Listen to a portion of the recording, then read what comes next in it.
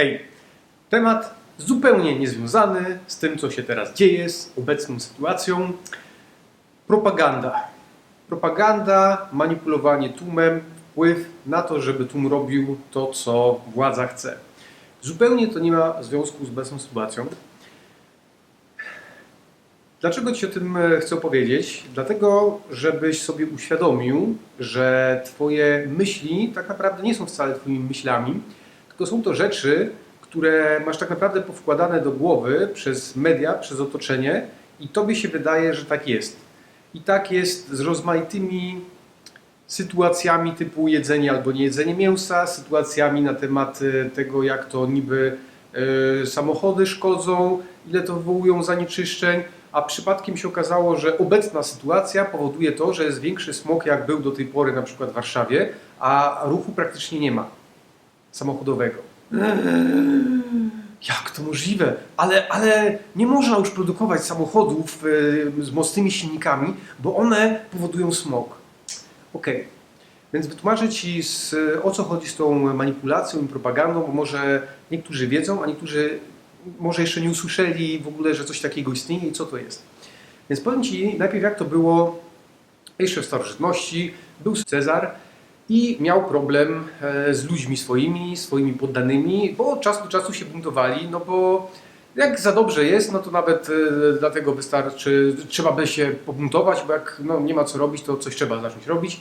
A czasami było tak, że za bardzo ich upił i musieli płacić za duże daniny, za duże podatki, no więc trzeba było jakoś ułagodzić gawieć, więc Cezar robił wtedy co? Igrzyska, bo jak towarzystwo się zabawi, popije, to jest dobrze. Więc widzisz, to nie jest wymysł współczesny, że jest coś takiego jak propaganda, bo to było od zawsze. I władza od zawsze myślała, co by tu zrobić, żeby wpływać, żeby manipulować tłumem. Po co? Dla władzy i dla pieniędzy, dla korzyści. Może słyszałeś o takim panu, który się nazywa Machiavelli. Coś może słyszałeś, co może nie. To był taki pan, który napisał nawet książkę na temat tego, jak prowadzić wojnę, na temat tego, jak prowadzić spory, na temat tego właśnie, jak manipulować tłumem, żeby tłum robił to, co władza chce. Widzisz, jeśli jakiś władca był słaby w manipulowaniu tłumem, no to nastąpiło coś takiego jak rewolucja francuska i wybili wszystkich do nogi. Była rewolucja też w Rosji, car, który był najbogatszym człowiekiem wszechświata, też z rodziną, nie zostało pyłu po nim, no bo w pewnym momencie bardziej się zajął swoimi przyjemnościami, jak tym, żeby tłumowi dać coś dla przyjemności. Okej, ja nie jestem historykiem, więc ktoś historycznie może się dokładnie wypowiedzieć na temat tego, co było robione, jak było robione, ale to bardziej chcę Ci uświadomić to, że jesteś non-stop manipulowany, non-stop jesteś poddawany działaniu propagandy. I jak nie wierzysz, to popatrz sobie tak. Też całkiem niedawno żył sobie taki pan, który miał pomocnika, który się nazywał Goebbels i ten Goebbels niczym innym się nie zajmował propagandą i potrafili, widzisz, cały naród niemiecki tak zmanipulować, że do tej pory, jak są jakieś dziadki, które mieszkają w Niemczech, które jeszcze za czasów wojny żyły, to uważają, że to, co wtedy Hitler zrobił z Goebbelsem, że to po prostu najlepsze, co tylko się dało i że to był porządny człowiek. To nie są moje słowa, ja mówię, co Niemcy teraz uważają, jak pojedziesz sobie do Niemiec, z jakimiś dziadkami sobie porozmawiasz. Więc jest kwestia umiejętności i tyle umiejętności można się nauczyć, bo są książki na ten temat, wyobraź sobie, są studia na temat marketingu politycznego, tak to się ładnie nazywa, zarządzanie tłumem, są zajęcia, są szkolenia na temat tego, jak zarządzać tłumem. Tak. Tylko wiadomo, że jak człowiek się tym nie interesuje, bo gra w gry komputerowe albo od rana do wieczora ogląda seriale, no to skąd ma wiedzieć takie rzeczy? A ty myślisz, że w serialach to co jest, jak nie propaganda? Ty myślisz, że zachowania ludzkie, dlaczego ludzie się ubierają w jakiś określony sposób, albo w jakieś określone kolory, albo kupują jakieś określone rzeczy? Dlatego, że w serialu albo w filmie było coś takiego i potem nagle cała Polska, cały inny kraj zaczyna coś kupować albo czegoś nie kupować.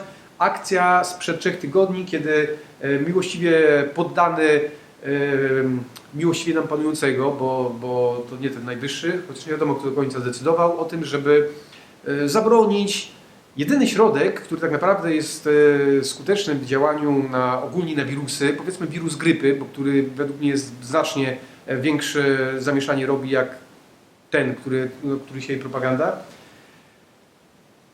zabronił sprzedawać na Allegro żel antybakteryjny. Więc jedyna rzecz, która wiadomo, że działa jako żel antybakteryjny, wiadomo, że to działa na wirusa grypy, bo jak sobie żelem antybakteryjnym wyczyścisz ręce, to wirus grypy się nie przeniesie. Chyba że ktoś na ciebie kichnie, ale to już inna sprawa. No ale zabronił, na największym portalu zabronił. Dlaczego? No bo Orlen będzie produkować. Tak, Orlen będzie produkować, ale jakoś tak wyszło, że się maszyny Orlenu zepsuły. Gdzieś tam słyszeli, że na Orlenie to jest, ale jak ktoś pojedzie na Orlen, to niekoniecznie ten płyn można kupić. I od dzisiaj już można z powrotem sprzedawać żel antybakteryjny, maseczki można sprzedawać też na Allegro. A dlaczego wczoraj nie można było, a dzisiaj można? Nikt nie wie. Nikt nie wie. Ale okej. Ale idźmy dalej przez historię i popatrzmy sobie, co się działo. Teraz podpadnę wielu osobom, nie ma problemu. Jest coś takiego jak religia. I to nie mówię tylko o katolicyzmie, ale każda religia, jaka powstała, i to nieważne, czy to była tak sformalizowana jak chrześcijańska, czy mahometanizm, czy inne, w ogóle nie ma znaczenia jaka religia, ale każda religia, jaka, wiesz, są czciciele słońca na przykład. Więc każda religia służyła też do kontroli tłumu. Bo jeśli się wytłumaczy poddanym, słuchajcie, jeśli wy będziecie rozrabiać, będziecie się bić, to nie pójdziecie do nieba i spalicie się w piekle. Nie mówię jaka religia, po prostu nieważne, nie ma znaczenia. Po prostu jeśli się wytłumaczy, że jest coś takiego dużego, co ma wpływ na ciebie, na twoje życie i potem się spalisz, nie pójdziesz do piekła, twoja dusza, będziesz przez wieki cierpiał katusze, no to słuchaj, jako metoda kontroli tłumu działa idealnie. Ja nie mam nic przeciwko religii, żeby nie było, ja tylko podaję ci, żebyś sobie zaczął myśleć, kombinować, o co tutaj chodzi w tym wszystkim. Więc religia powstała po to, żeby kontrolować ludzi. Czy ci się to podoba, czy nie. Nie wnikam w to, jaka religia. Ale możesz mi nie wierzyć. Co ty, Jacek, opowiadasz? Przecież co ty opowiadasz? Przecież jest wszystko spisane. Zrób sobie głuchy telefon, tak? Taka zabawa z dzieciństwa, może pamiętasz, głuchy telefon, 12 osób, powiedz sobie dowolną frazę i zobaczymy, co wyjdzie przy 12 osobie. To teraz popatrz na dowolne teksty, które zostały spisane, które nam są podawane jako objawione, ale teksty zostały spisane kiedyś tam.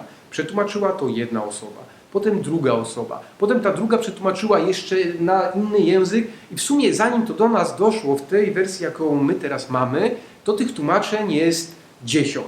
Więc jak myślisz, ta wiedza, która teraz jest, ile ma z tego, co tam jest tak naprawdę, co tam było po środku, a ile tutaj w międzyczasie było powkładane przez rozmaite osoby, które chciały, żeby ci ludzie robili tak, jak oni sobie życzą. Ja nie mówię, że religia jest zła, bo religia pozwala właśnie kontrolować ludzi, że się nie pozabijają. No, bo prawo niekoniecznie zadziała, bo prawo zabrania zabijać, ale wiesz, ktoś niekoniecznie prawa będzie słuchał, ale sobie pomyśli, no nie, jak zabiję, to będę się palił w piekle. Ma to sens. Więc to nie jest tak, że ja jestem przeciwny albo w jedną albo w drugą stronę, po prostu mówię, do czego to służy. Trzeba sobie zdawać z tego sprawę. Co mamy jeszcze z takich rzeczy?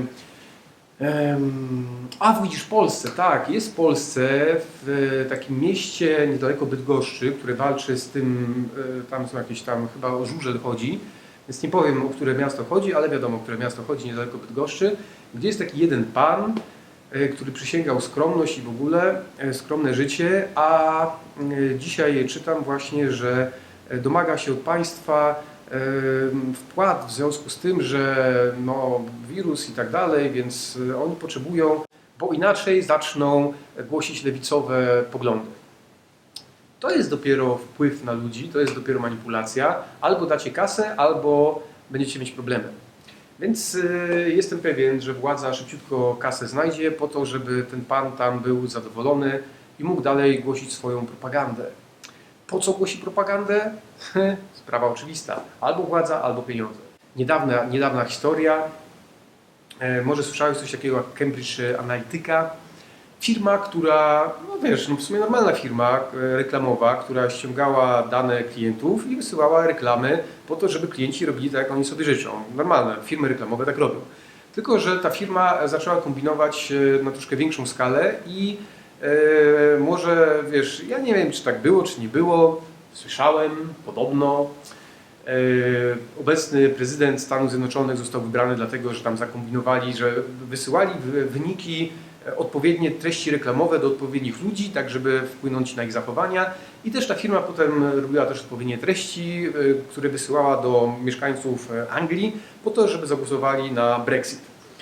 A jakoś tak pustka się zrobiła w międzyczasie, więc wymyślono sobie jakieś inne... Dobra, już nie będę tego tematu rozwijać, ale wierz mi, że cokolwiek się dzieje na tym świecie, to nie dzieje się samo, nie dzieje się przypadkiem. Ten świat już jest teraz taki, że troszkę za dużo ludzi tu mieszka, żeby się jakieś rzeczy działy przypadkowo. Co w związku z tym, że mam nadzieję, że wyjaśniłem Ci, że istnieje w ogóle coś takiego jak propaganda i coś takiego jak manipulacja i Ty temu ulegasz, czy Ci się to podoba, czy nie, bo jeśli Ty nawet się przejedziesz z Krakowa do Gdańska samochodem, to po drodze zobaczysz milion reklam, usłyszysz w radiu milion rozmaitych wiadomości, a tak to wygląda, że 100 razy powtórzone kłamstwo staje się prawdą. Więc wystarczy, że Ty zobaczysz reklamę ketchupu, na którym pisze, że to nie jest ketchup, ale to jest tak naprawdę majonez i zanim Ty z Krakowa dojedziesz do Gdańska, to Ty już będziesz przekonany, że ten ketchup czy ketchup, w zależności od tego, w jakim miejscu mieszkasz, to też jest inna wymowa. I też Ci propaganda powie, że jedni mają mówić ketchup, a drudzy ketchup, bo coś tam. Dobrze, ale powiedzmy, że jest to czerwone coś, co wiadomo, że to jest ketchupem. Jedziesz z Krakowa do Gdańska. W międzyczasie w radiu słyszysz milion reklam, zobaczysz billboardy po drodze. Jak dojedziesz do Gdańska, to już dla Ciebie nie będzie ketchup, tylko to będzie majonez. Tak działa propaganda. Jak to było? I nikt nie mówi, że białe to jest czarne, a czarne to jest białe. Jakoś tak to było. No ale... Dobrze. Co w związku z tym? Jest problem z tym, żeby uruchomić samodzielnie, logicznie myślenie w takim wypadku, bo jeśli Ciebie otacza non-stop działanie propagandy, działanie manipulacji, to nie zdajesz sobie z tego sprawy. Chyba że wyjedziesz nawet na chwilkę za granicę. Do jednego miejsca, do drugiego, do trzeciego, a potem wrócisz tam, gdzie byłeś. I zaczynasz zauważać, ktoś tu chyba sobie robi jaja ze mnie, bo mi coś tam wmawia, a tak naprawdę ja wiem, że to jest zupełnie inaczej. Że ketchup to jest ketchup, a nie majonez. Rozumiesz to? W związku z tym, teraz teoretycznie nie można podróżować, ale praktycznie może za 2 tygodnie nagle w Polsce stwierdzą, słuchajcie, chyba się pomyliliśmy, bo zmarło tylko 100 osób i w sumie to były, ja nie wiem jakie są statystyki, może dzisiaj już jest, ale w marcu to było około 100 osób, zmarło 100 osób, wiecie, to w sumie tak naprawdę możemy wrócić do normalnego życia, bo w sumie dzięki temu, że zrobiliśmy tę całą akcję, to tak naprawdę summa summarum w marcu zmarło o wiele mniej Polaków niż normalnie by zmarło, no bo wiecie, no normalnie na drogach dziennie ginęło 11 osób, a tak to by zginęło 300, a że ruch był o wiele mniejszy, to nie zginęło 300, tylko zginęło tam 80, nie wiem dokładnie ile, więc tak naprawdę wiele osób zachowało życie. No dobrze, mogło się tak zdarzyć, że dużo osób zmarło z tego powodu, że dostali ataku serca i karetka nie przyjechała, no bo wiecie, wirus był, no bo mogło się statystyki troszkę pomieszać. Dobrze, nie będę rozwijać tego tematu, ja mówię o tym, co się dzieje w Polsce, i jak na to reaguje władza, jak na to reagują ludzie i co z tego wynika dla Ciebie. Trzeba myśleć. I powtórzę na koniec jeszcze jedno. Rozmaitych debili i idiotów, którzy powtarzają to, co powtarzają media, którzy napiszą to w komentarzu, to, co media powtarzają, to takie osoby dostają bana u mnie. Bo mnie nie interesuje w ogóle to, żeby ktoś mi przepisywał do komentarza to, co usłyszał w telewizji polskiej. W ogóle mnie to nie interesuje. Tylko mnie interesują osoby, które myślą, które są rozgarnięte, które chcą się rozwijać, które chcą być lepsze, a nie słuchają telewizji polskiej albo innej propagandowej telewizji. Miłego dnia.